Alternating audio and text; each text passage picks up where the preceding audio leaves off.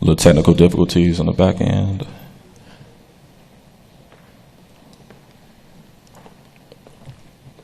And we're live. I just want to say good morning and welcome, and I want to welcome you here, and I want to thank you all for coming out. I am very thankful to see such familiar and interesting faces in the audience, and I can tell by the people I see here that the conversations and the questions today, tomorrow, and Saturday will be interesting, challenging. I hope that we end up with some practical kinds of conversations here that help us all to advance the work of achieving justice for all people in our country, and particularly those black bodies that are facing very specific justice, equality, equity, and inclusion challenges as we speak. So I just wanted to do that. And I really wanted to open this also by adding a very special thanks to that Black Billiken, Jonathan Adolphus, and Ms. Regina Walton, who have done so much work to make this possible. So for every bottle of water you drink, for every pastry you taste, for every little bit of swag that you have, for every name tag, when you see Jonathan and Regina, make sure you give them a very special thanks. I will also ask that you excuse my coming in and out of this session today. I am in another high-level meeting in this room in the back, and I will be jumping in and out to join you over the course of the day. So I welcome you to our first conference here, and I hope this is just the first of many, many more. So thank you very much.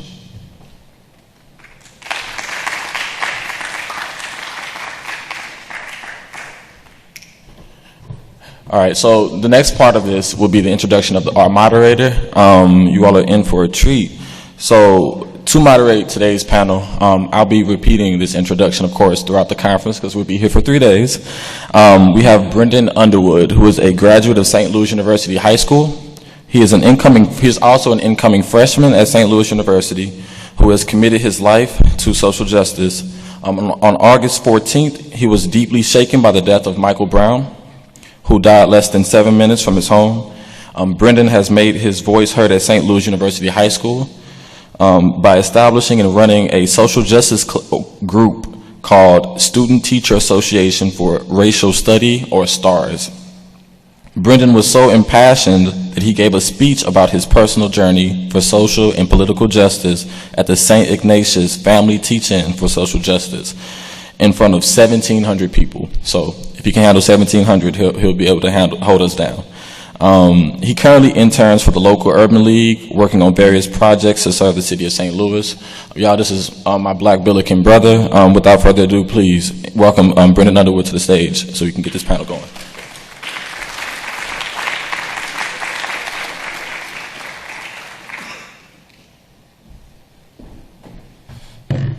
So we have a raffle. Is it for the roses? So I'm gonna shake it up, and then pick out a number real quick before we get started. Okay. So the number I got is, well, I'm gonna shake it up and close my eyes now. Boom. Okay. The number I have is 028299. So, the flowers. Congratulations.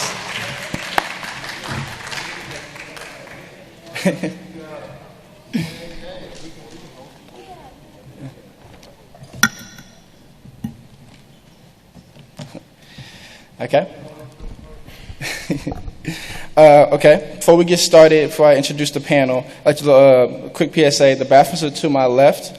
And another one is the basic setup of this conference discussion is about 40 minutes of me asking questions to the panel. The next 20 minutes for you guys for open the floor to Q&A. So I have your questions working out throughout the conference, throughout the discussion, and then you can ask them at the last 20 minutes. And please keep them brief so that other people behind you can also ask questions. So I'd like to introduce our panel now. First, I'd like to introduce Mr. Pruitt to the stage.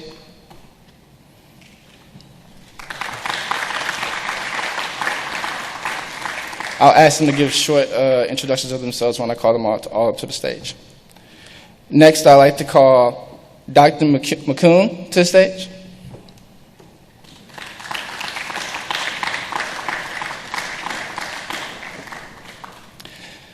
Next, Ms. Byrd.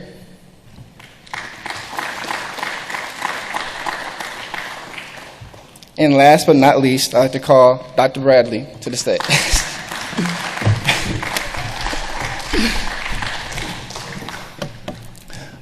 Can the panelists please get...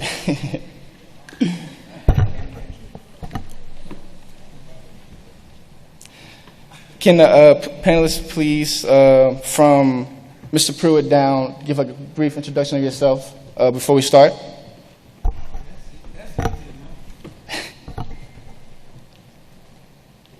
name is Adolphus Pruitt II. I'm a native St. Louis product of the St. Louis Public Schools, and the first, I got that on that. Mouth testing 1, 2. I got it. Great. Again, Adolphus M. Pruitt II, native St. Louis and product of the St. Louis Public Schools. As a matter of fact, graduated from the very first class of the Division Performing Arts High School. So I'm a product of the DSEG program and the Magnet School program. Live in St. Louis. I'm the president of the St. Louis City branch of the NACP. Been president going on about 6 years now. I'm a retired real estate developer. I've been self-employed since I was the age of 22. I'm a graduate of the Missouri Baptist College with a degree in business administration, accounting, and religion.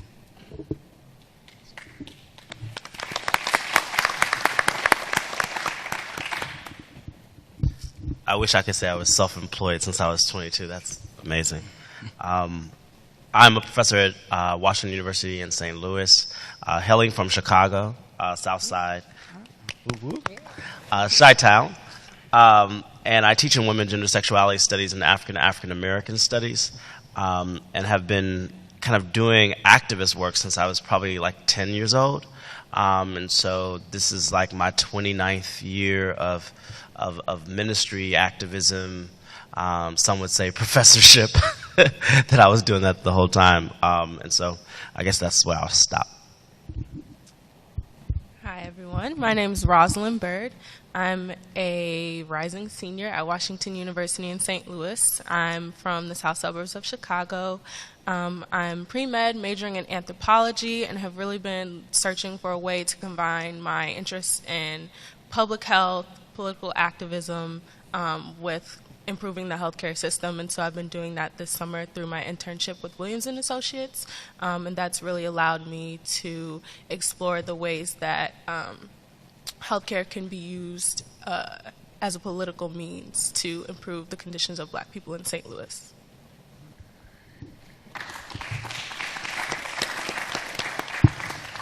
Good people, I'm Stefan Bradley. Everybody is from the south side of this and the north side. I'm from southeast Yakima, Washington, is where I'm from. I've been at St. Louis University since 2008. I'm a professor in the History and African American Studies program. I care deeply about education and educating young Black people in particular. Very happy to be here, very proud. I'm going to take this moment just to say this. There's a million things people are saying about young Black people at this moment. I'll say this about one particular young Black person who worked to make this happen. This is a student. I'm talking about Jonathan Pulfus. I call him High Top. But this is a student who made this possible. And I don't want to underemphasize that point. This is a big deal. So a round of applause for him. And not only is he a student, but he made the Clock Tower Accords possible.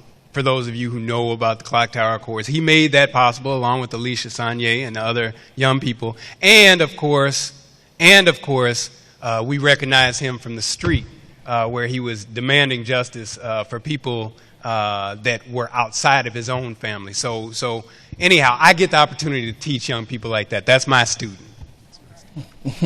Thank you. Thank you for the introductions. and this is the official start to the civil rights-based discussion that we're going to have. In both mainstream and social media, much was made of the generational differences between the ways in which traditional mainline civil rights organizations and millennial activists organize for change. This conversation will consider the extent to which such a difference exists and what paths lie ahead for bridging the work of traditional organizations and new ones. So my first question to you all is, why do you feel that Black Lives Matter, or some say Civil Rights 2.0, is different than the civil rights of the 50s and 60s? What are the pros and cons to these two different movements?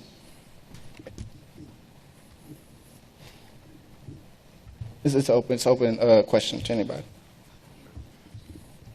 Well, I dive into it. When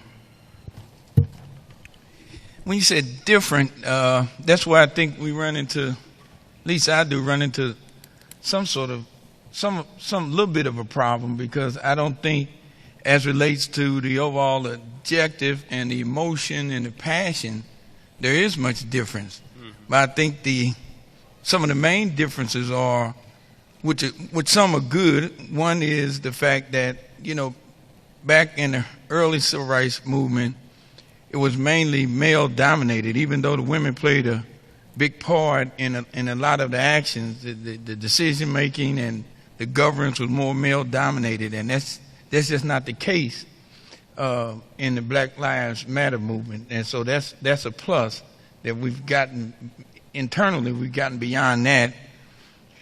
Back then, we was using phone trees, passing out flyers and things like that in order to communicate.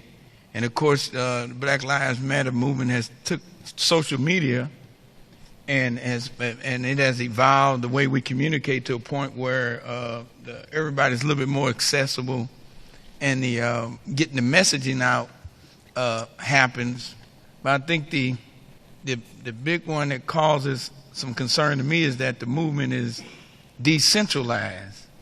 And I really have a hard time trying to stay focused on what the goals and objectives of the movement are from time to time, because it's decentralized. There's no one source of authority that is passing down a strategy and a direction to follow. And I'm not saying it has to be. I'm just saying for folks on the outside, because it is so decentralized, you have a lot of different people doing a lot of different things, all to solve the same problem. So you have a hard time trying to determine which one is going to be more effective than the other at getting the job done.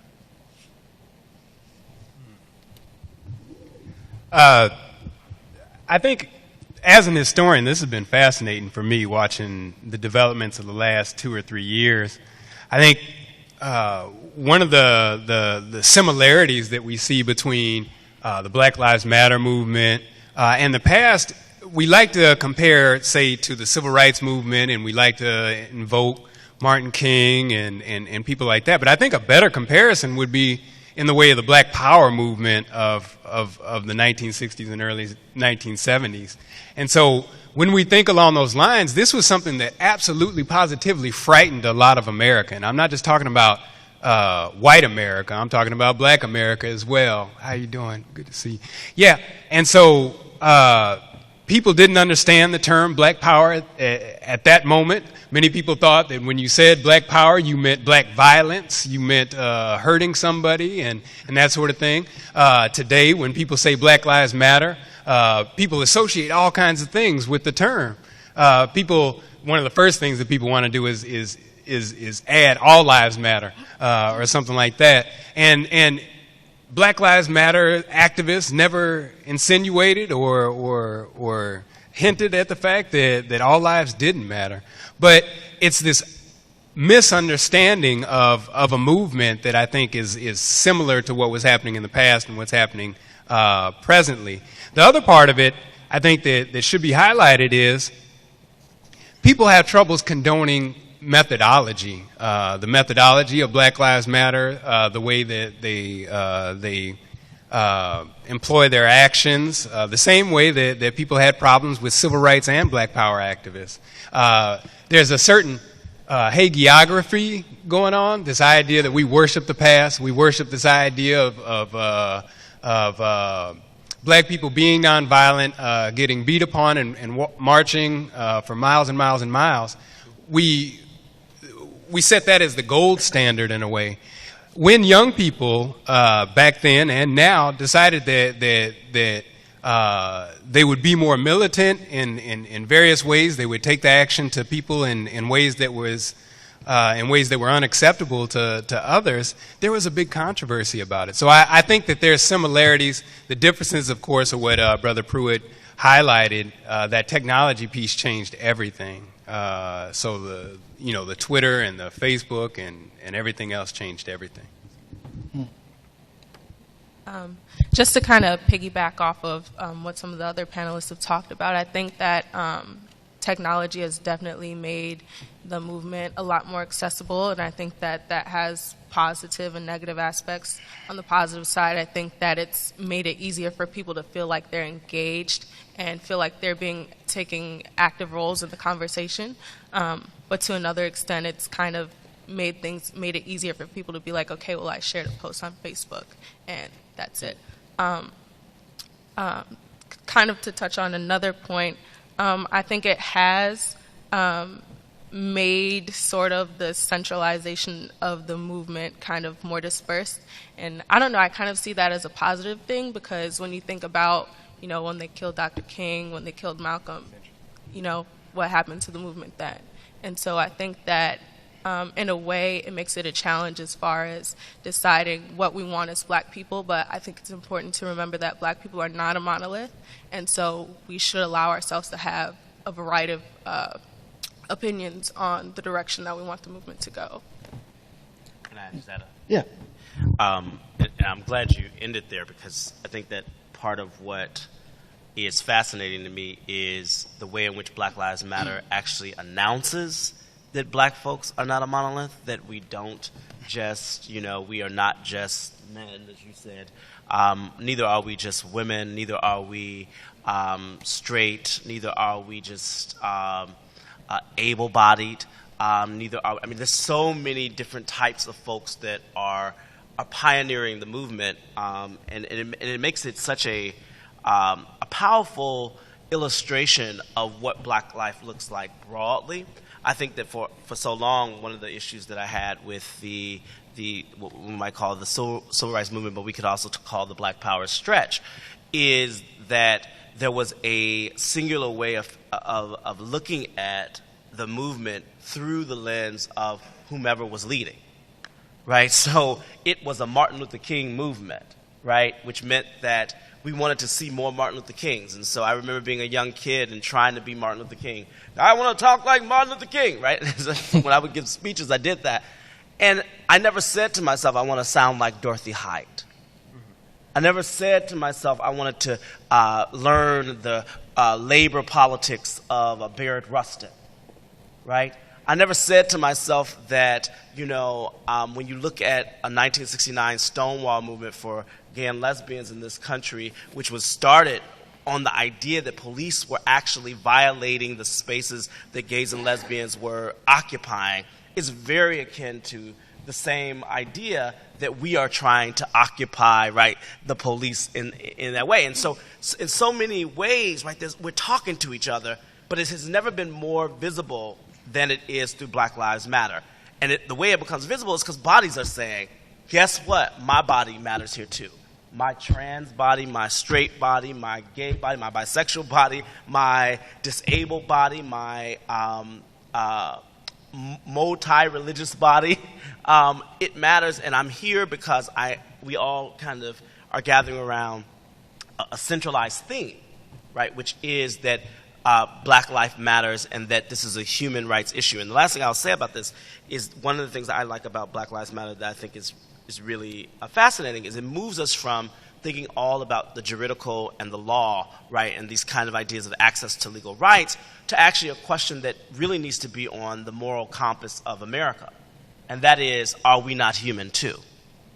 right? How can you disproportionately treat me in a particular way, my people in a particular way, and then say that we are human when I'm doing the same action? You know, I decided to hold a gun against the police and you shoot me, but then a white person can hold a gun against the police and you detain them because they're not as much of a threat to me. You know what's unique about this conversation? That's why I love these dialogues. And Stefan, I'm gonna pull on you for a minute to Be careful about give some validation. No, see, because when people say that moving back was about King, you discredit SNCC, Yeah. you discredit CORE, Yeah. you discredit NACP, Stokely Carmichael, the Black Panthers, Sure. Malcolm X. I mean, it wasn't back in there was just as many different movements that were a part and played a role in what happened during the 60s as it do now. The difference is again, while they all were different internally, they were centralized strategically. They did know what they wanted to accomplish, and they went about it in a systematic way to do it. I'm not saying they were successful, but anybody who was associated or affiliated with any one of them knew exactly what it is that they were trying to accomplish and do. The other thing is that, we talk about the violence. Let's be clear. During the early 50s and sometimes during the 60s, but especially the 50s and the 40s, when African Americans were physically under attack, sometimes they did defend themselves. They used violence to defend themselves. Certainly. They did have guns and shoot back. They did. So when you say nonviolence, there was some violence associated with the movement back then with African Americans. The difference was the violence was in defense Certainly. of being horrendously attacked. I think that's important because what we're talking about is the popular narrative of history is that black people have always been nonviolent, direct action kinds of people. That is a part out of the larger black freedom movement. To think that black people hadn't been trying to self-protect themselves since they arrived in the English colonies since the 1600s would be asinine. You can't think like that. That's not realistic. And so this idea of self-protection, this idea of pushing people back so that you could live and have space to live, that to me is not anything new or outstanding. It's surprising that so many people are surprised by it. But don't you think that, and I agree with your points, I mean, historically, factually, I agree. But I do think that there is something gained about the romantic memory, right? Like we do have a very romantic sense of what the civil rights movement was, what the black power movement was, what black people have done in America, right? We love to tell these narratives of civil disobedience, right? Because it's a part of a larger American narrative. It makes us feel more like citizens, right? And not against citizenship. But I agree with you that, of course, folks have fought against these systemic issues. Of course, folks have actually violently acted out, right? Obviously, they were being violated. They had to violently act out, right? That happened, but I do think there's something else that happens here, and I think we have to bring this in since we are at the race, faith, and justice moment. I do think that there's something about religious respectability that has forced a romantic narrative around who we are as black people in this country, right? To be civil citizens, right? It means to act in the ways, almost in ways that suggest that we actually aren't under attack, right? So like when I hear people say, such and such told the police, get out of my face, that doesn't surprise me, no. But there are mothers, fathers, cousins, ministers, pastors who would say, actually, you should just pray there. Actually, you should just temper yourself there. These young people, why do they feel like they have to speak back? Why does she have to take the gun and point it at the police officers coming through her door?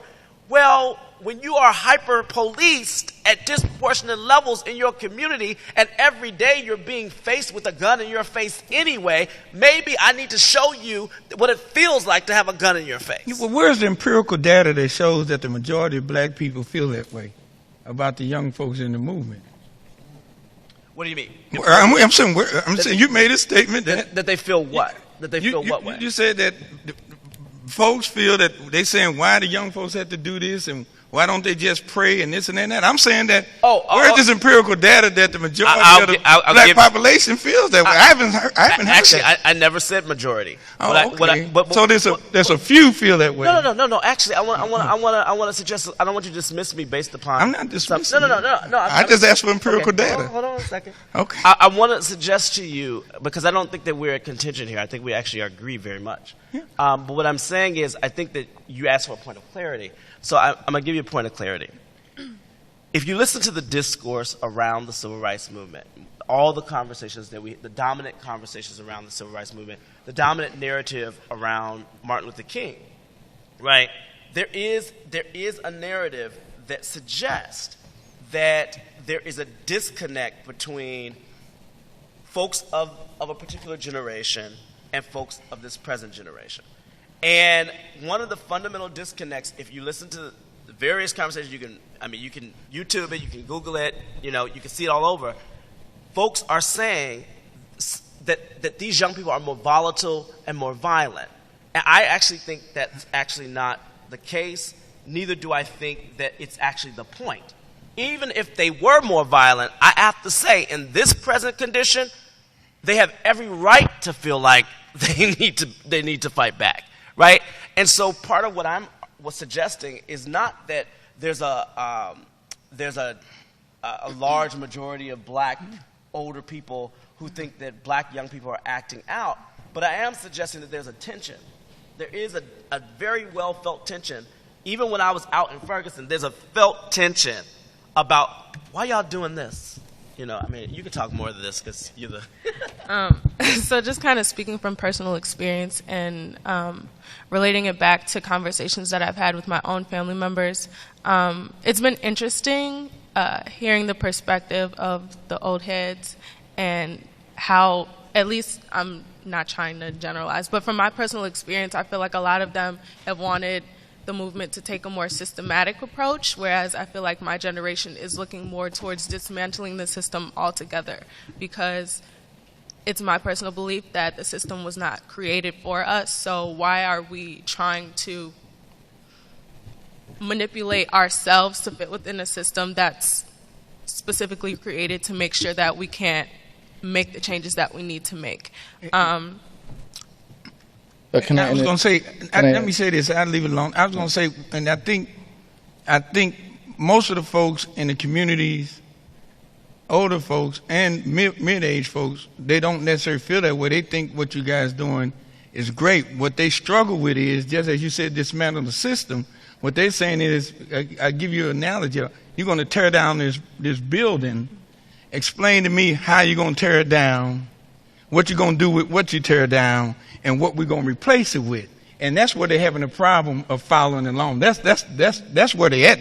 They're not saying don't tear it down. They're just saying we're trying, because back in the movement, we gave them flyers. We talked to them. They knew specifically we're doing this to accomplish that, and this is what we want to replace it with. And they just want the same thing, and I think they deserve to have those answers. And I'm wondering if the way that the different generations communicate has something to do with that. So, my generation is a technology generation, and so we're able to communicate with short thoughts quickly. But I feel like to a certain extent it's more difficult for the older generations to kind of keep up. And while we're creating these short thoughts and getting things out quickly, and we're saying, okay, I understand what you're trying to say here, I think that it's difficult for other generations who communicate differently to understand us. Yeah. Can I interject with a question to add on to this conversation? I think it's wonderful.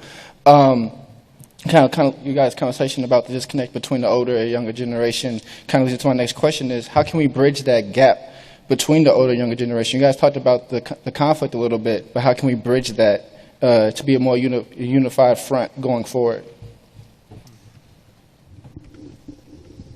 Yeah, I think there's also something to be said about the about the generation gap. The early days on the ground in Ferguson, and I remember this well, I remember seeing grandmamas marching with 5-year-olds, marching with the people that we call thugs, marching with, everybody. And so in this moment of feeling oppressed and this sort of thing, there was, I think, very little of a generational kind of gap. I'll say this, as an older person now, and it's hard for me to think of myself that way, but as an older person now, one of the things that we have to live by is if we know better, we do better. And so I'm blessed enough to have been able to live this long. If I know better, then it's my job to reach out to younger people as an older person. Now, this is difficult because a lot of older people, we have the sense that these young people ought to come seek us and that sort of thing.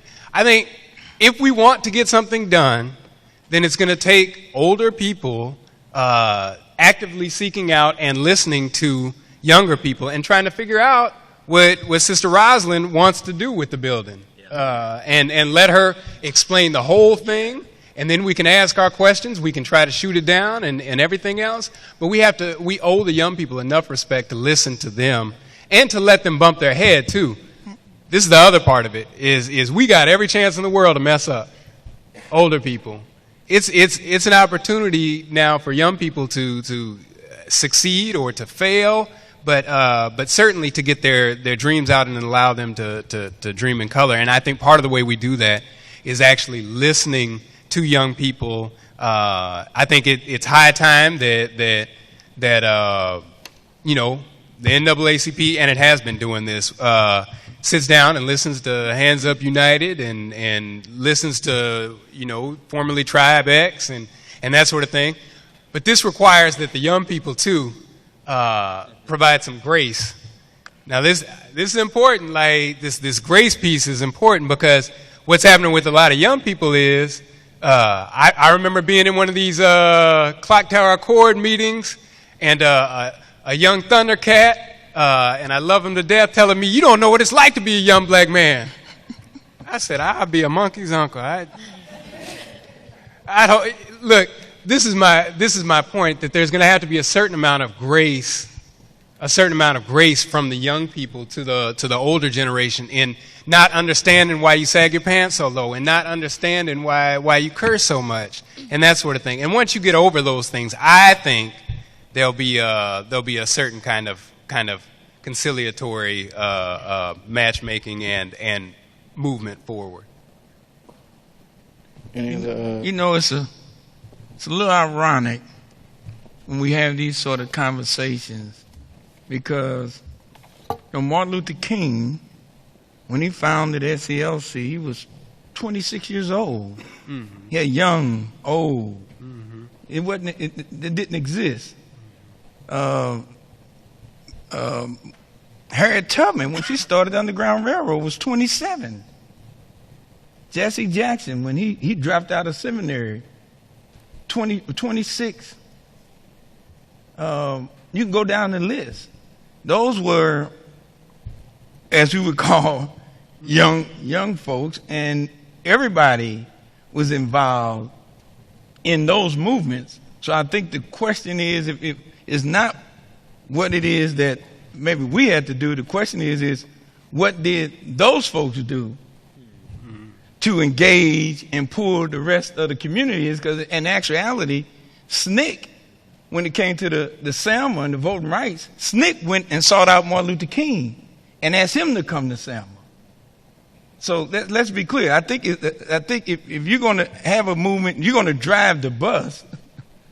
I think it's sort of up to the folks driving the bus to determine where it needs to stop and what it needs to do to encourage folks to get on. And I think, again, you go back and look at those movements and look at the folks who done them and look at what they did, you may find some ways of pulling other folks in. I think how they pulled them in was simple.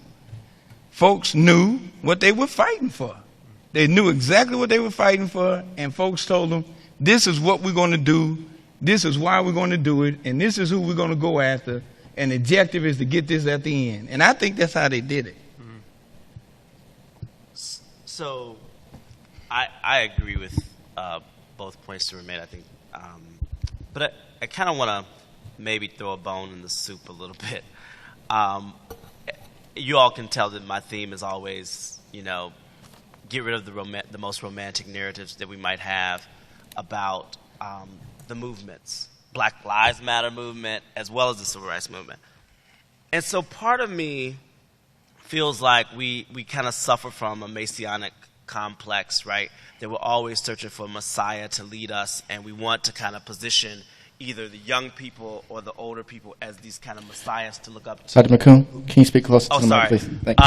A kind of messianic complex, right, where we want a Messiah. We desire this Messiah-led movement where we can always have this voice that we hear, that we can look to as an index for rationality and reason and all these things. And I'm just kind of like, I'm a little bit bored of the narrative that we need a Messiah.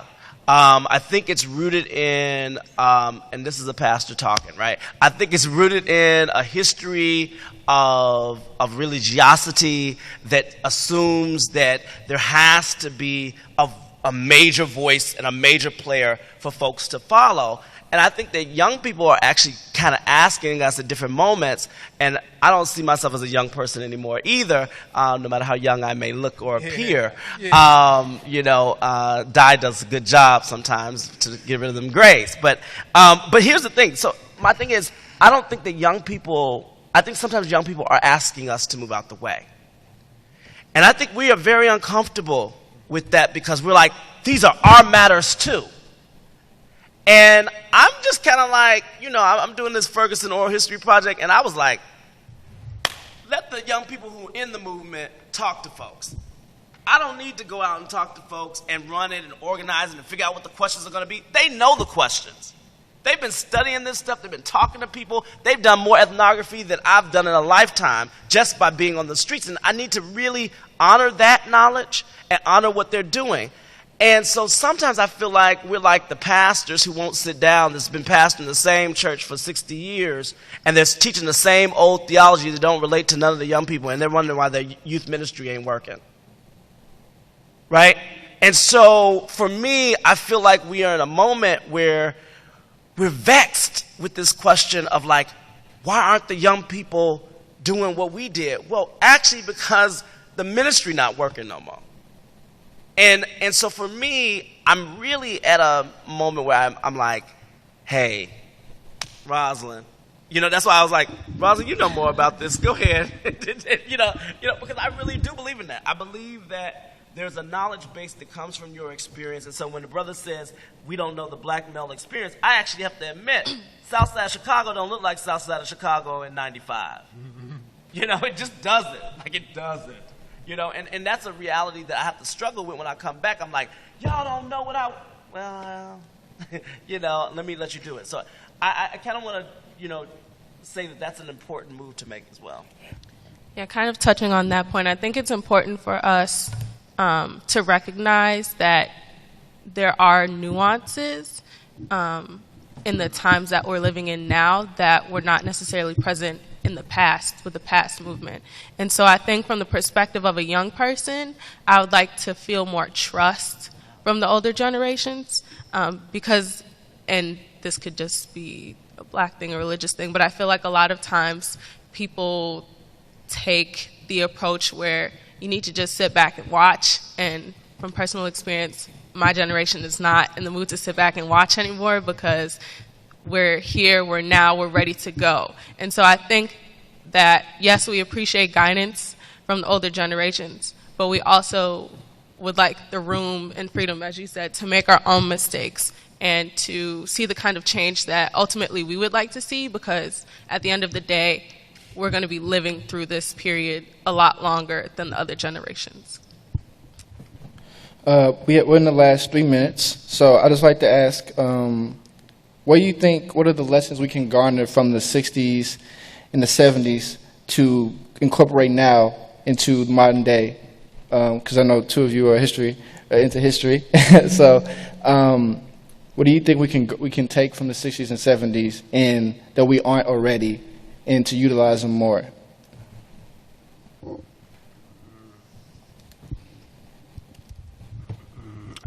I think certainly one of the things that we can take is the idea of agitation. Let's be clear about this. Good liberal people, good liberal politicians are not going to make the change that we want made on their own. Like, that requires agitation from below it. That's just the fact. Frederick Douglass said it better. Without you get it. Anyhow, that's one thing. The other thing, without struggle, there's no freedom. But the other thing is, the young people will have to be in the vanguard. There's no other way around this. The young people will have to be in the vanguard. And this is how we made it through in the 1960s. We love to put these people at the top and these leaders who are so important to our cultural understanding and history, but the young people, that is the young people who we don't remember names for, the ones that got beat upon, the ones that got corns on their feet from marching, the ones that were with the sharecroppers, the ones that were in the ghettos, those are the people that opened up, that cracked the door, that allowed people to come through. So I think certainly that it's that thing, that agitation, I'm sorry it's annoying, but it has to happen. And then letting the young people get out in front. Yeah. About 30 seconds. Anybody else want to put in their last comments? Sorry. You know, I will. And again, I don't think it's an issue of folks not wanting young folks to leave nor support them. I think most of the folks that we deal with are saying, what is it that you're trying to do? Help me understand and tell me where I need to plug in so we can get the objective done. And that is not being, unfortunately, it's just not being articulated. I mean, it's not. And it ain't an issue that they don't have access to Facebook and all this other stuff, because we have access to it, and on social media it's not being said. This is specifically what we're trying to accomplish. This is the system we're trying to break down, and this is how we're trying to do it. And let me say this, and let's be real clear. 10 seconds. Real clear. For the past 4 years in this city, 90% of the deaths, African American males between the ages of 18 and 24, died from gun violence, had drugs in their system, was a past offender, and more importantly, did not graduate from school. So what I'm trying to say is, you really have to know, we really believe in breaking down the issue, understanding all of it before we come up with a plan of attack and trying to deal with it. And that's all anybody is looking for.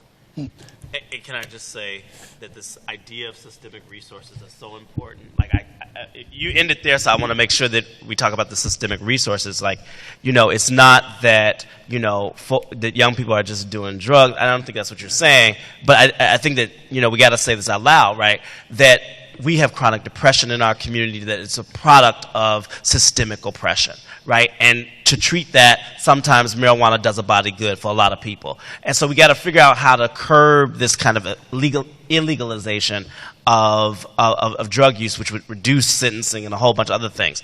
But then also I want to say that one of the things I do think that we can also learn from the earlier generation is this kind of commitment to talking about systemic issues. So often I hear folks, brown and black and white, talk about the individuals. Why would she subject her son to this? Why would, I'm talking about the recent, you know, instance. And I'm thinking to myself, like, if you are hyper-policed, there are certain things that happen to you that make you less stable. And so we got to be real about the way in which this is affecting our bodies, right? And so for me, when we say Black Lives Matter, I'm also talking about Black Health Matters. And we have to really deal with some of these kind of issues of ability and disability as well. And so that just becomes, I felt like we need to put that in the space so we think about the ways in which we're systemically I'm affected. glad to hear those live matter. So now we're going to move into our next section, the Q&A. Please line up in the middle if you have any questions. And please keep it brief. and so we can have the time for the panelists to answer as many questions as possible. You'll go up to the mic and ask the question. It's in the center aisle.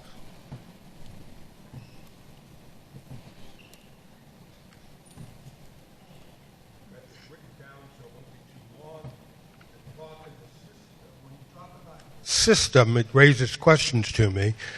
Now, I learned history and economics in the communist bookstore in Chicago when I was 10 years old, and I've had disagreements with my older brother ever since, friendly.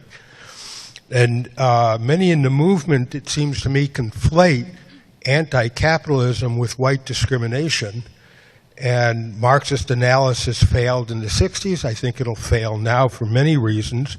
So do you think being associated with Marxist thought confuses issues, or does it highlight the problems of the system?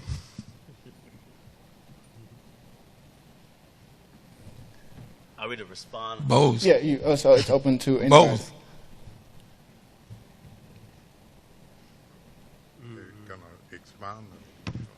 Does the panel want to? It's open to anybody who wants to answer. I mean, part of what you talked about the system, and I'm trying to really understand the fullness of the question. But my initial response was that. Sorry.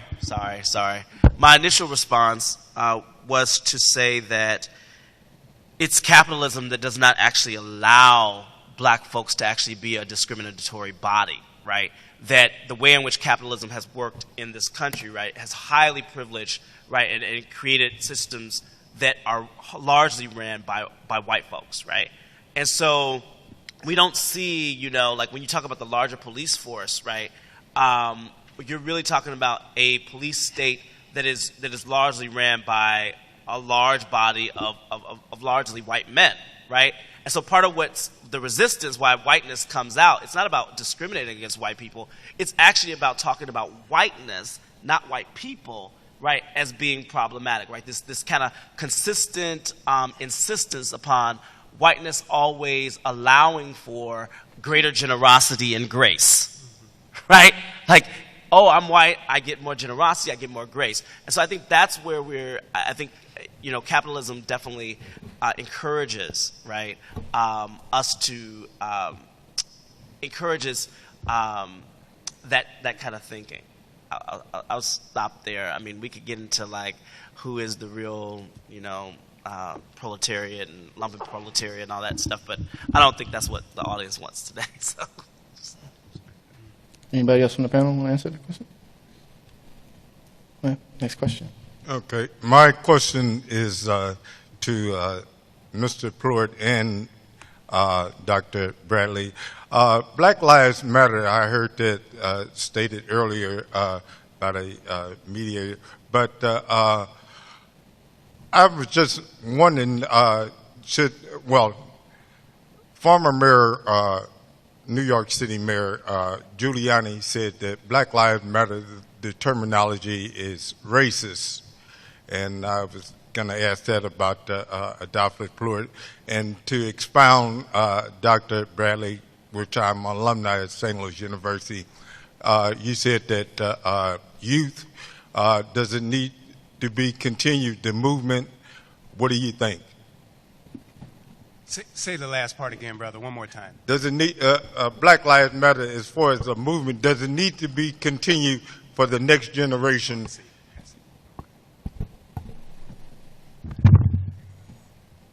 Go ahead, brother. No, it's not racist.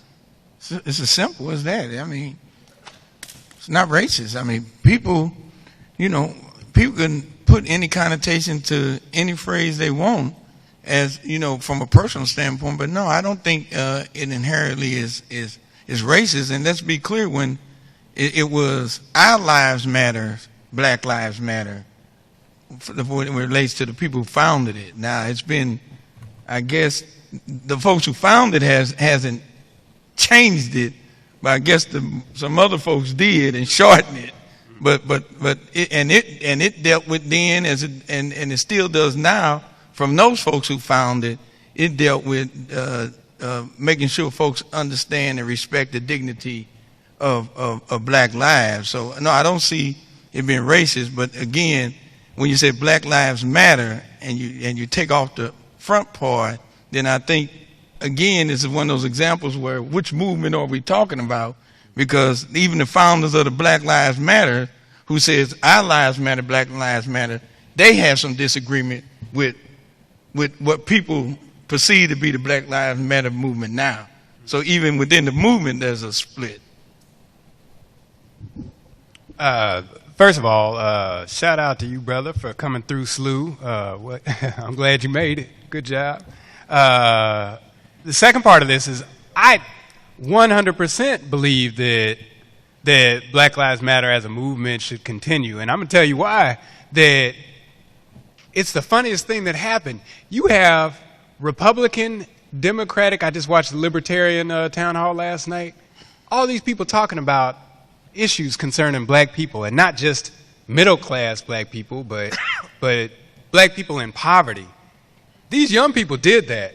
Like, people like me have been writing notes and emails and asking for meetings for decades now, and we weren't able to get to the space where we're making presidential candidates have to deal with issues of that black bodies face all the time. So, yes, I say I want it to continue, but if I can riff off of something that Brother Pruitt said at one point or another, we do have to have a sense of an end goal, And so when SNCC started, one of the things that they talked about was we don't want to make ourselves instrumental in the community. That is, the community should be able to lead itself, that we don't want to always come in and lead communities and this sort of thing. I think people in the Black Lives Matter movement feel like we are a community, and maybe that's part of it. But I would say for the foreseeable future, we need Black Lives Matter. Next question. Afternoon. Thanks to the panelists for coming and St. Louis University for holding the event.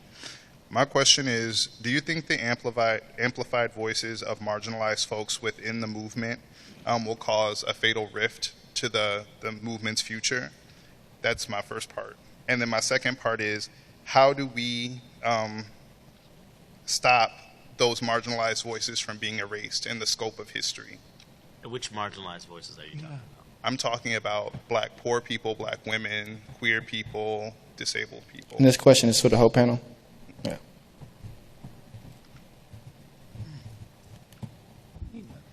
So I would definitely say that I think there is some tension in the movement as far as marginalized voices kind of being suppressed.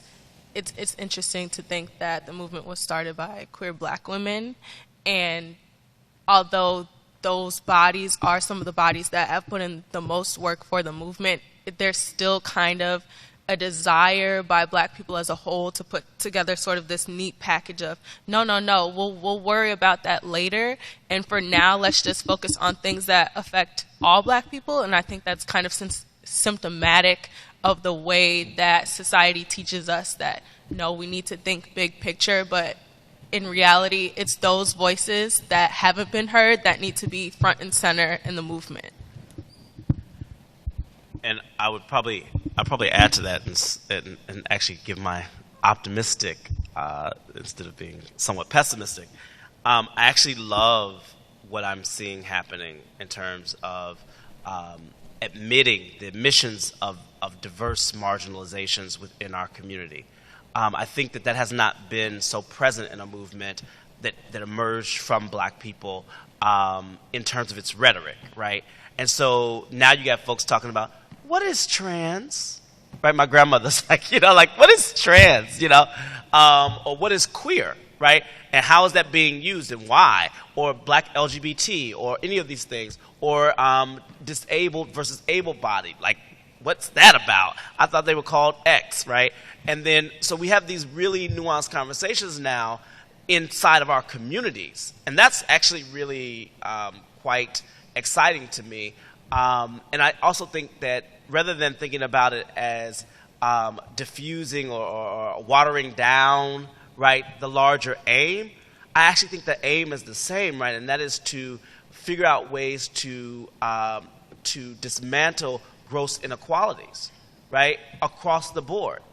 I mean, black women are not just disenfranchised because they're just black, right? They are disenfranchised because they're dealing with multiple types of valences and issues. And so I think that we got to really realize black LGBT folks, right?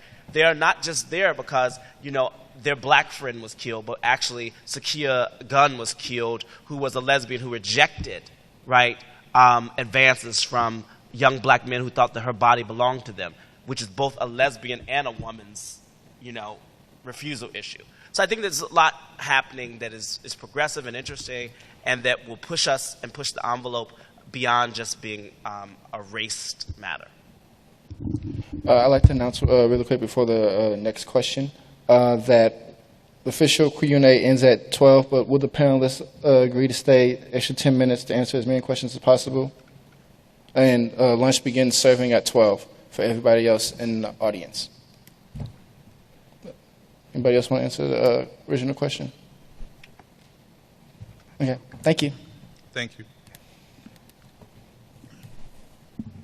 Well, again, thank you for being here today. Question's a little hard to formulate because I don't really hear it spoken to enough. And the question becomes, what kind of conversation would we be having if we wouldn't have our tolerance for gun violence in this country? And I guess to all the panel members, if you would share with us any vision you might have, particularly maybe of European models of policing in relation to our struggle for civil rights, because it seems like more and more people are carrying guns, and that's coming out of our fear. Maybe it's coming out of our acceptance of our war. As we know, Martin Luther King, you know, that was one of his great pushes to start saying that the madness must cease, and he was talking about our wars and the impact of our profitability of our violence towards one another. If any of you have any thoughts on that or take that forward for discussions and strategy, I'd like to hear your comments. Thank you. Just as quickly as possible, I think people fail to realize how violent much of American society is. So if you go to another country, say you go abroad, even the commercials you see lack the kind of violence that we have. So from the cartoons, and I'm not trying to steal time, but from the cartoons that we watch to the little kids shows where everybody does kung fu on each other, to the daytime shows that we watch where everybody gets shot down, to the idea that I could go to the Walmart and buy a pistol with only an ID, and maybe I may not need that, and if that doesn't work, then I'll wait for the hockey game to be over and buy somebody's pistol who just got shot. That, in our minds, is something that we have brought upon. This is something that we brought upon ourselves in a lot of ways. Now, I don't know if there's any going back from this, and this is where I have to say I'm sorry. I don't know if we can go back from this. There are people who tried to accommodate this. So in the 50s, there was a man by the name of T.R.M. Howard out of Mississippi, and he along with Medgar Evers, believed that black people should just create rifle clubs. Robert Williams in North Carolina believed along the same lines. And there's those thoughts. But then I think about Philando Castile, who legally had a pistol and died. Yeah. So the whole thing scares me. I'm sorry to take up time without an answer, but the whole thing it frightens me in a lot of different ways. Well, let's be clear. Since 1969,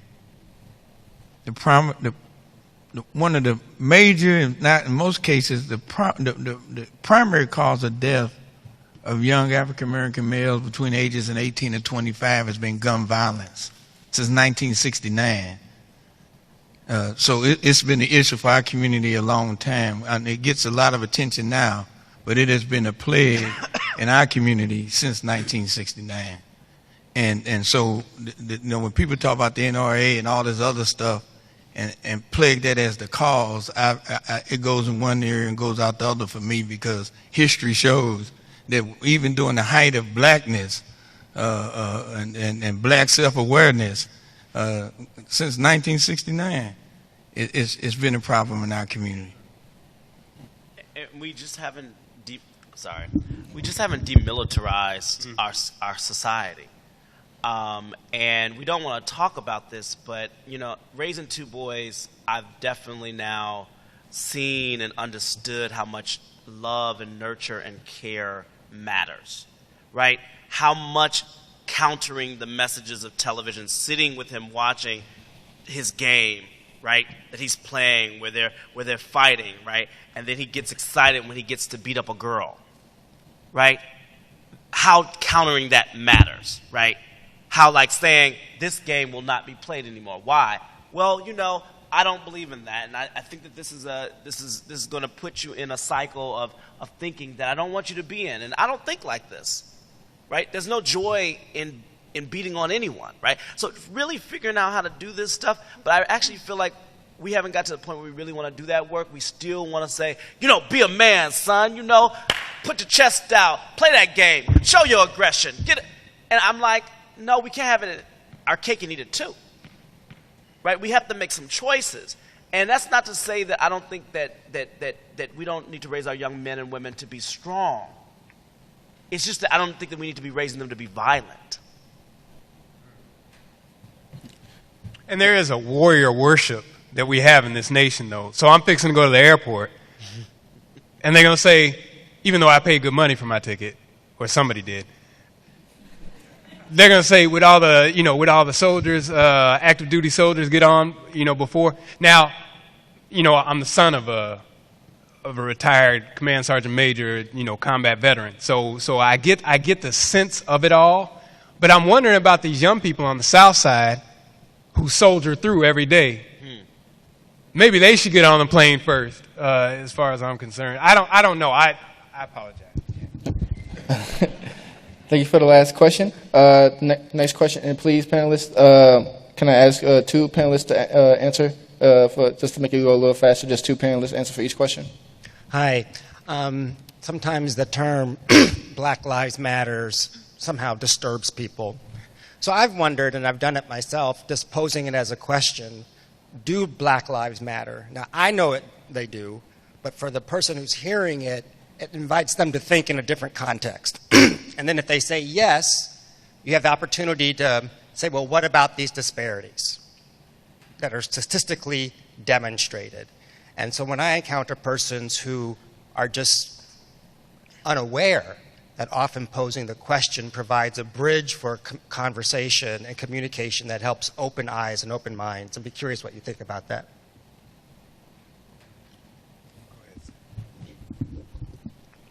I think that's an interesting approach, because I think that a lot of people, when they hear Black Lives Matter,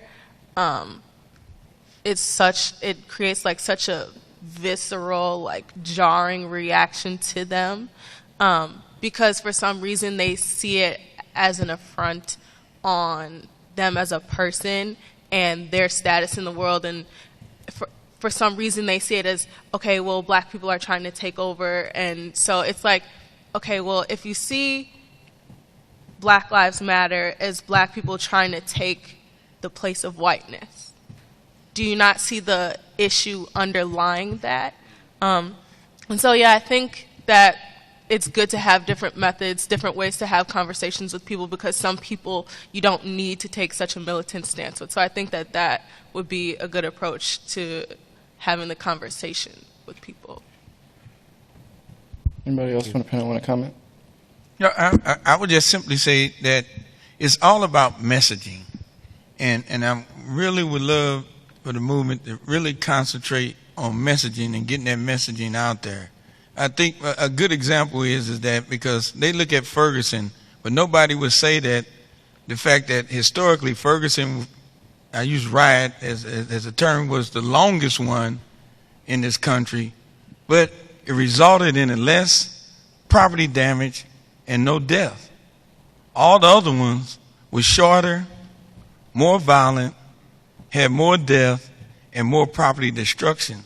And so, if you take the facts and tie them to the messaging, and tie the messaging to Black Lives Matter, we wouldn't be having these sort of conversations.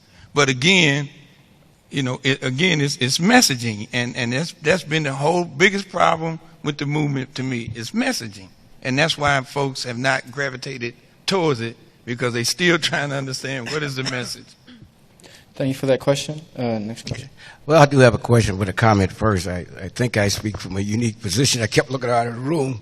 I'm a 72-year-old black man that experienced racism. Yeah. I grew up in the southeast Missouri, Yeah. where I had to go through the balcony in the movie and the back door of the restaurant. I understand all of this. I've come a long way. But it's like a football game. We as black folks, we throw for 15 yards and get penalized for 10. We just never seem to accomplish anything. And we don't talk about, or we don't act on what we talk about. I'll say this quickly. First of all, I'm glad, Doctor, you talked about the systematic issues. This was a report, the Kerner report, 1968. Yeah. It's all there. Yeah. It's all there. We just don't do anything about it. Yes, I'll say this quickly. Black folks have a responsibility. They have a responsibility. Mostly a moral responsibility to do what's right and not kill and hurt one another. We have a responsibility for that. But I'll tell you this. Police don't have a right to shoot anybody. They just don't. They were given those laws, but to kill somebody. And I say that because I served in the United States Army in a tour in Vietnam. If I were to shoot one of my detainees, I'm a criminal. I know what black folks call black folks in my community when they kill one another. They call them killers, murderers, and criminals. That's what they call them. But when the police kill somebody, we call them a hero. How do we do that? We got to deal with this. And I'm glad that you young people have the strength and the courage to deal with it. I'm really happy. I fear for you, but I'm glad you're doing it. My question is, do you plan to bring some of the elders into the fold? Yeah. Good question. Since I'm a young person on this panel.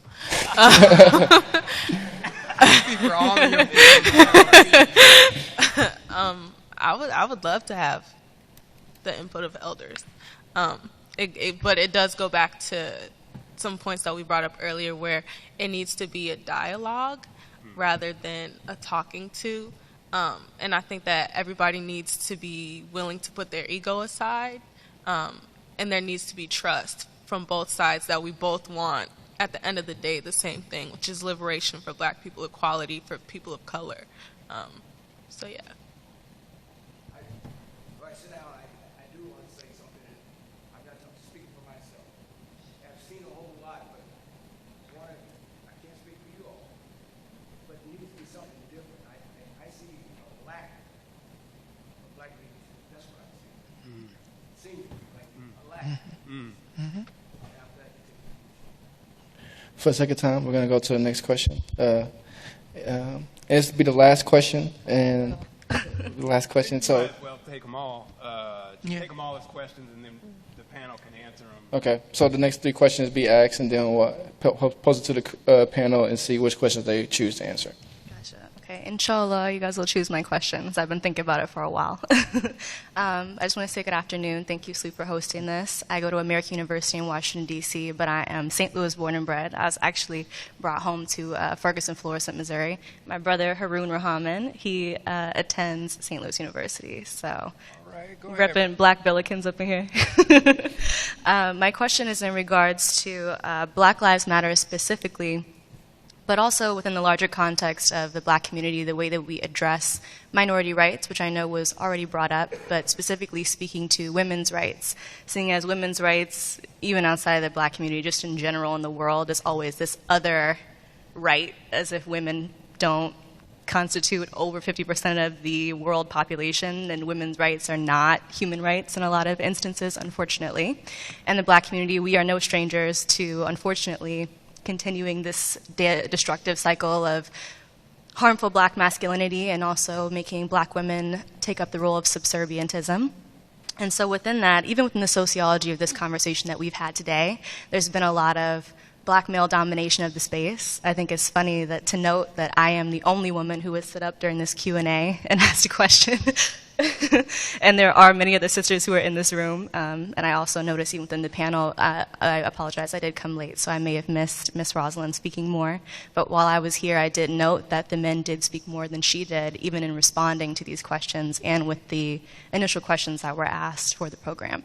So I just was curious, how do we productively address this? Because it's everywhere all the time. And it's great to say, you know, Black Lives Matter was started by queer women of color, and they're the ones who are leading it, and we're on the front lines, you know, with our brothers holding hands, you know, with our trans brothers and sisters and intersex brothers and sisters. But there's still not that, it's not a symbiotic situation. And so how do we productively address that?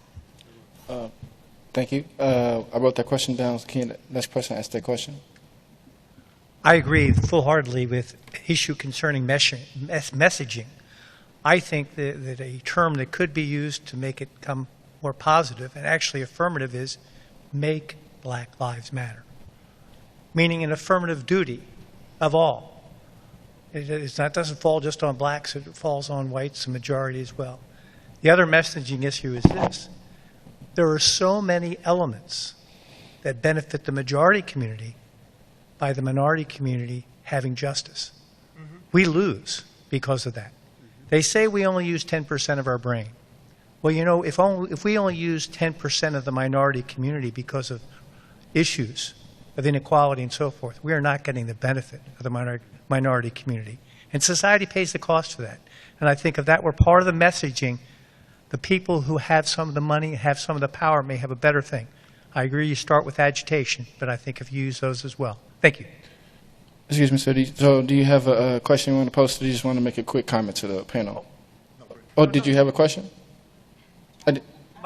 My question was make Black Lives Matter is one, and using the messaging as far as the majority community. Okay. Next person ask a question.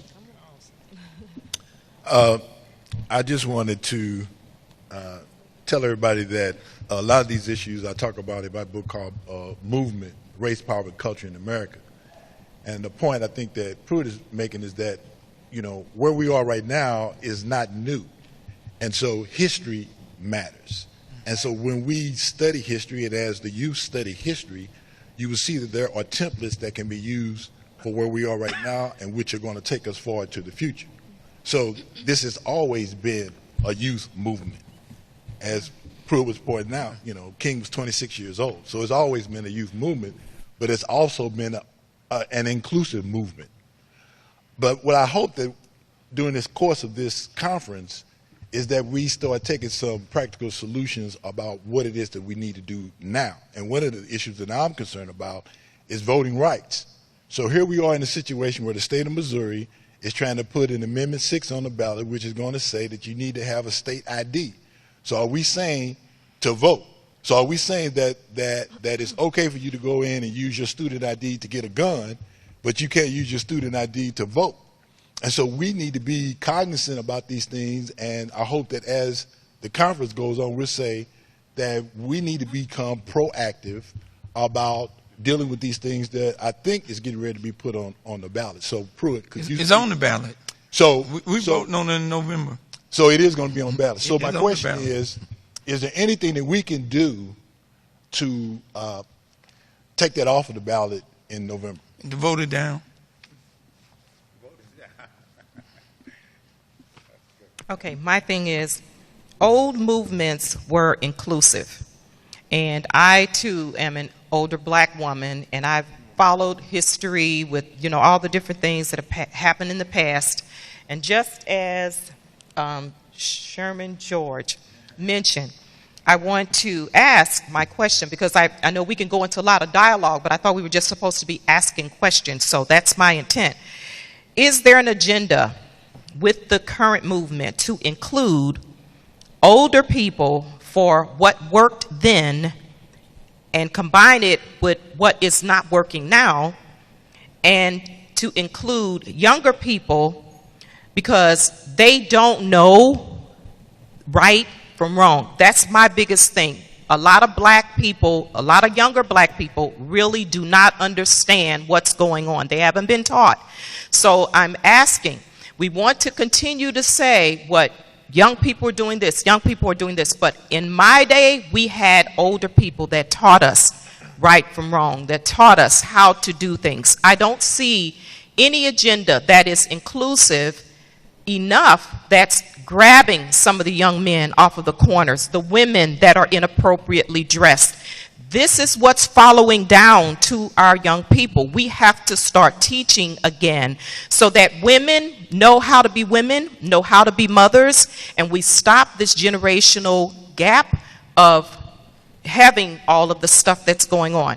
And we also need to have that bus that someone mentioned earlier that goes around and picks up these people, bring them to the meetings, and whites who want to be involved. Because like I said, our generation included everybody. So that's what we need to do. So that's my question. Is there an agenda that includes all of this?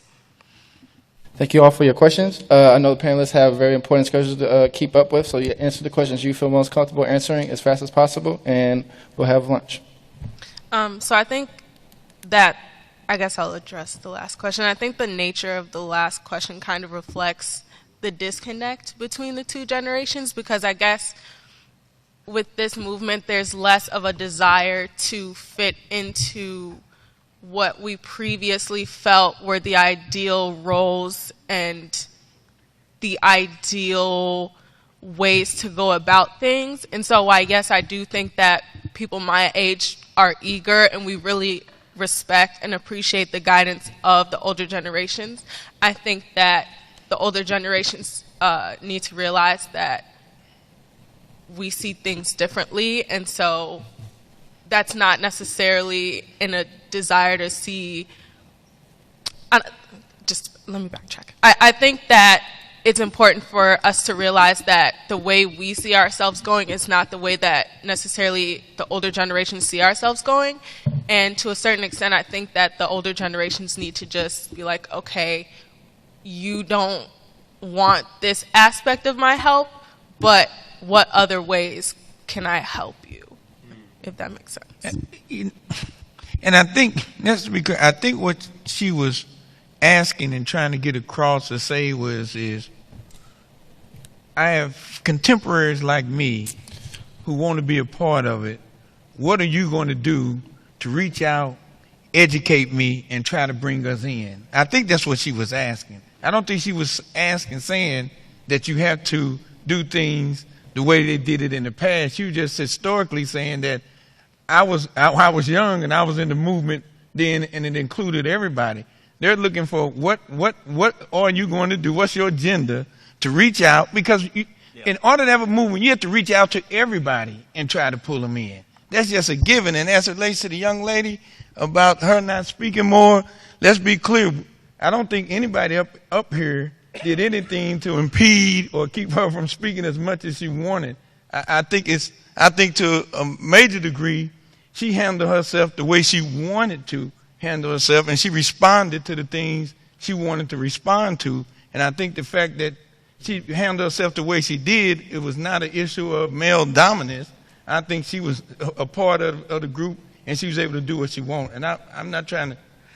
Well, I'm very sorry. I know we're running on time, but quickly, I just want to say this. I do think that we didn't do anything here, but I do think that there's a way in which we can always talk about numbers, and there's definitely 3-1, right? So there's definitely going to be a kind of marginalized, minoritized positioning of women in this conversation. But what I wanted to say to you, sister, is I'm a self-avowed feminist, and so whenever I'm speaking, I want to be clear that it's inflected and very informed by the black women, particularly, who have been very much instructive in how I think about these issues. So much of what I've said today, from every part of what I said comes from a feminist place. Now, saying that, I want to address the last question in combination with the question that you asked, because I think they're very much interestingly in conversation.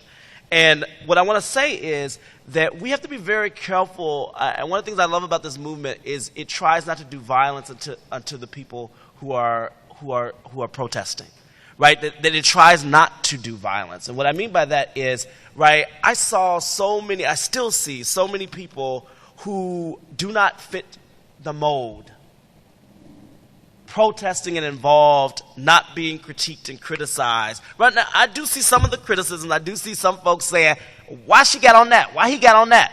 I see all that. Why he smoking that, right, in the middle of a protest, right? I see all that too, but I also see a larger current. And I think that what we want to pay attention to is the current. I think the currents in the Black Lives Matter movement that is very different. I don't have a romanticization of the civil rights movement. I was not there, but my folks were. And they do not talk about it as an inclusive movement. They talk about it as a largely middle-class masculine movement. And so it's really interesting to kind of think about the amnesia that sometimes we are engaged in that allows for us to say things like that movement was inclusive, when I actually think the most inclusive movement that we've seen of black folks is Black Lives Matter in every sense of inclusion, right? Because I don't just say women, right? I also say the various categories to which you gesture towards, including the young woman who wears her skirt up, including the young man who wears his pants off his behind, including the weed smoker, including the gangster. I saw Crips in the movement, right? Like, I mean, you know, yeah. But I think that folks are including in a way that we have to announce. Now, the last thing I'll say, and I'm done, is that one of the things that the DNC taught very well is that we have to announce our successes. And so in the messaging piece, I do think that one of the things that we need to do better as a movement is announce where we've been successful. And I think there's one of the points that you made, Stefan, Dr. Bradley made, is just in terms of how we've been successful in getting these matters on the table of a presidential election. Couldn't even do it with Barack Obama, right? Couldn't get him to say it because of his positionality, of course, right? But now we have it where no one can get away with not addressing, right? So I think that's a big thing, you know. And that'll be the end of our civil rights discussion. Please thank the panelists for being here.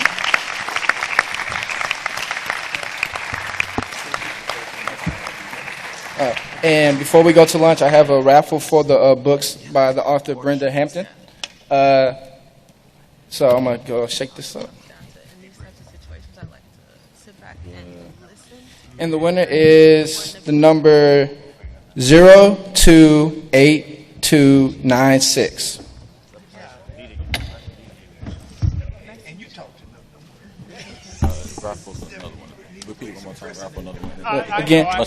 Again, the number is 028296. You got it? Good. Anybody? I'm gonna pull a number down. You got it? You want it? That's the story. Okay. We have another session, discussion at 1 o'clock. So you have about 40 minutes to eat, and then we're back in the same room at 1 o'clock.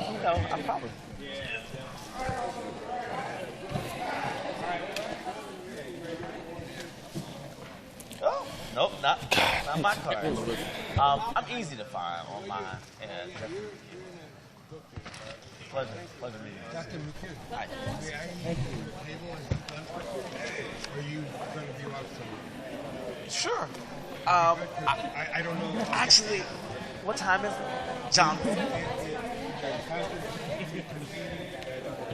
got 40 minutes. Let me look at my, because I think I have a meeting at 1. I'm not sure. But if so, yes, definitely. Okay. William, run. And German.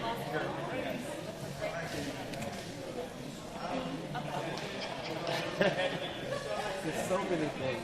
An hour is not enough. Jonathan, an hour for this is not enough. Oh. Congratulations. You're the one that did all that work. I could do it a little bit. Do you share the Stefan I actually don't have views the capitalism. Like in my church, you come here. So who's you? McCune? In the discussion, I think capitalism kind of didn't necessarily run by exploitation. Come on back. Like share that view. I do share the view. I do share the view, not to the same extent. I do. You want to eat lunch? You want to eat lunch? We're gonna eat. Say you're on the same table with the doctor. Sure, because I believe that capitalism does, but it's based off of, in the pure economic sense, because different layers for it, obviously. In the pure economic sense, it benefits the most. It's only flourishing when it reaches up to the most vulnerable in society, like the poor. So that's the most pure form of capitalism out of regulation. Let's talk about it. Let's talk about it. We have 40 minutes. Yes. And in that system, people of color and poor people lose the most because of systematic things leading to that. But yeah, I was glad to have a conversation with you guys.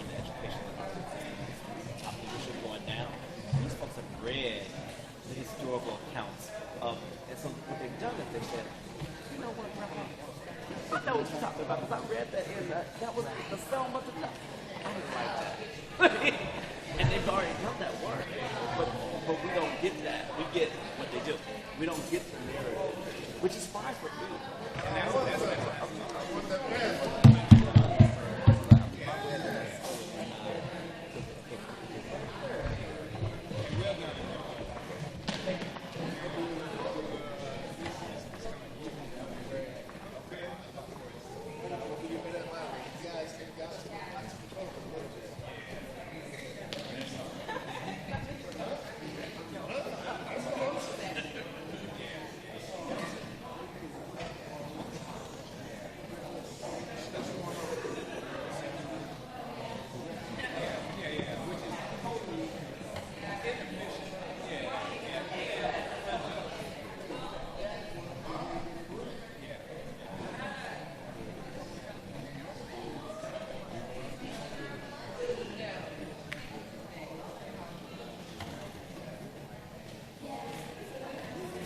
What happened?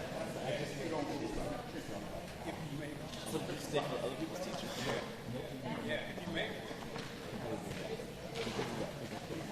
I know I heard so many stories about going to church that next Sunday and folks saying,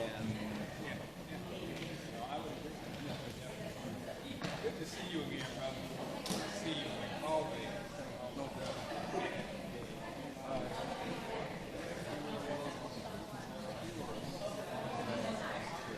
oh, this is absurd about yeah, yeah.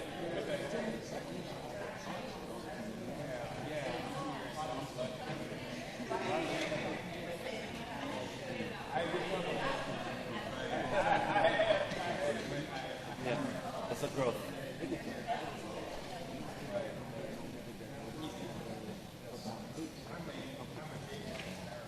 Oh! Yeah, that's good. That's good. What you're doing.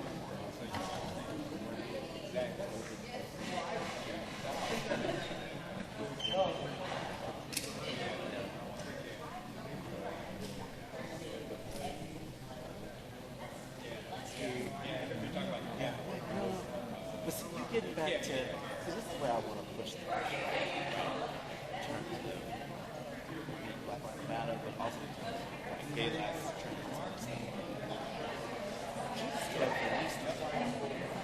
and when we start doing quantification, we start quantifying the numbers as Brother wanted me to do, you cannot not include, you cannot not include. Yeah, I'll be right back.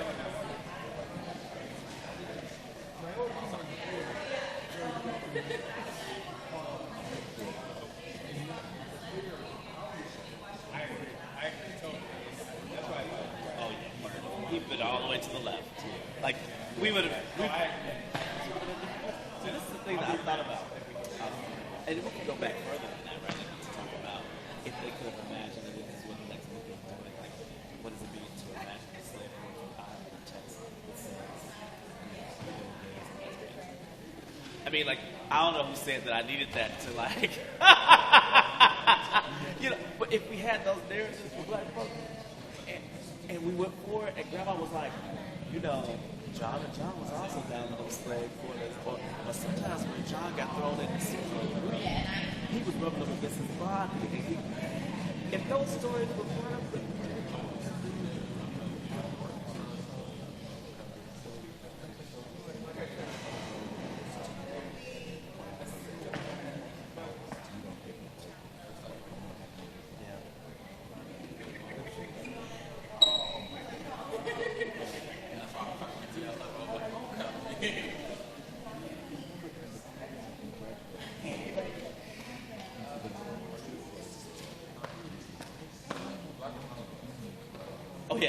yeah. Oh yeah. It's there. But she knows. Going on. Yeah. And that's what I'm excited about. Like that's the chapter I've done more of the filmic work because I'm looking at a lot of filmic experimentation. That's what I said. Like you can see Colorado stuff there. The Django Unchained definitely. There's that moment. All the experimentation. But I also want to gesture towards the actual text and to say that we can't keep reading this in other ways, even though it's a canonical text. Don't be ready.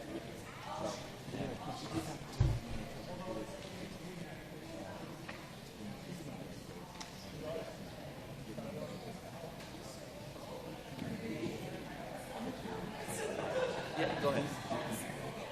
Jonah in the well. Yeah. Yep.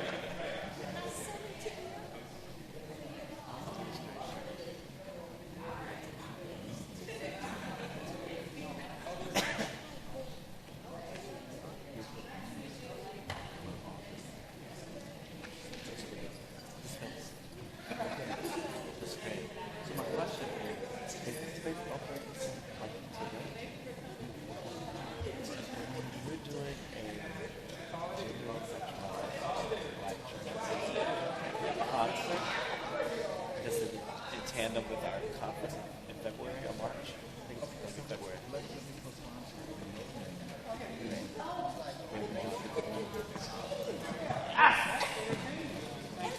When I tell you this space is like average, I feel like we met before. I saw you. We all like my face is like this. I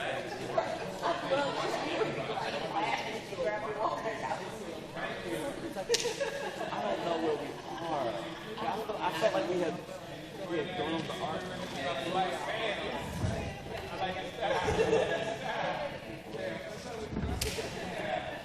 Yes, that's true. That's true. That's true. Yeah, because we get in our liberal bubbles and then we forget that. You all right?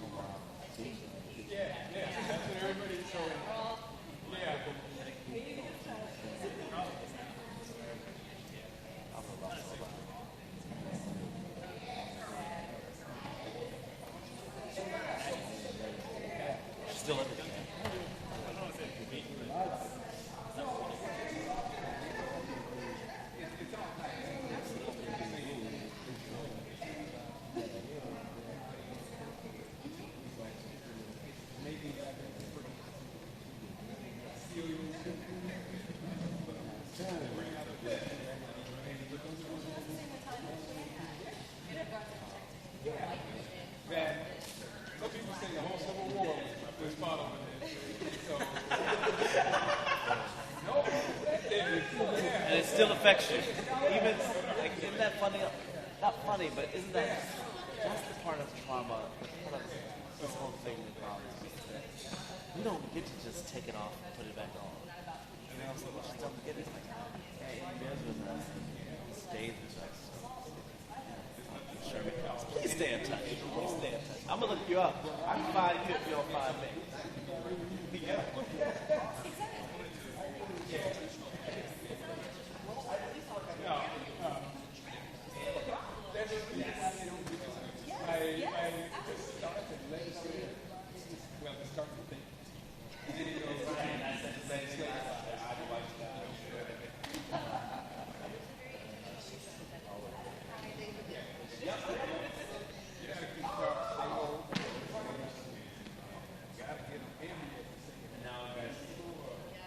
That's the toughest part.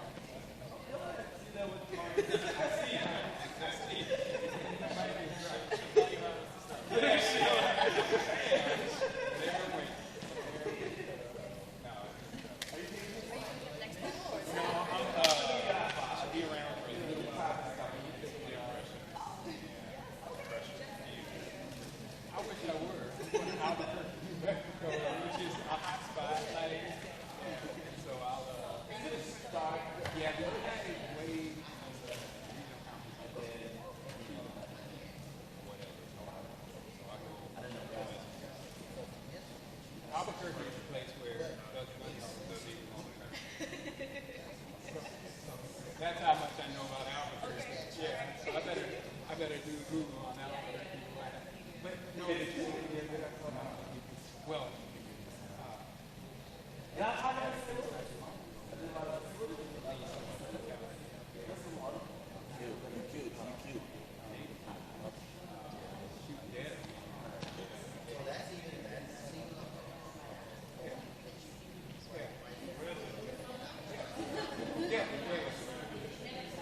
never stop and never get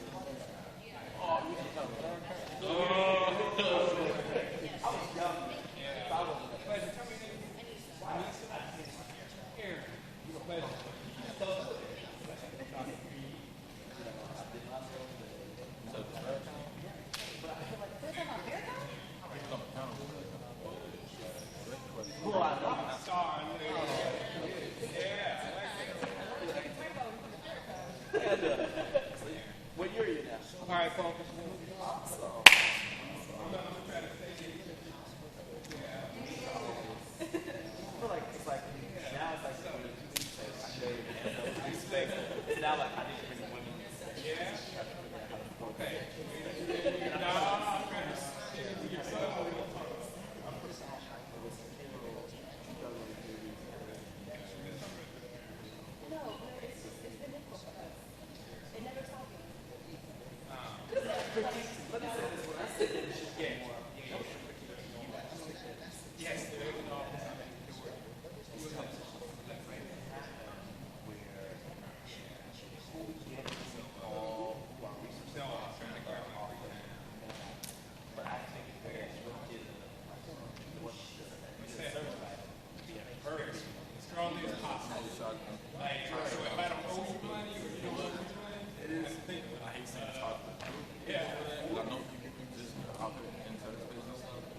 And you can't go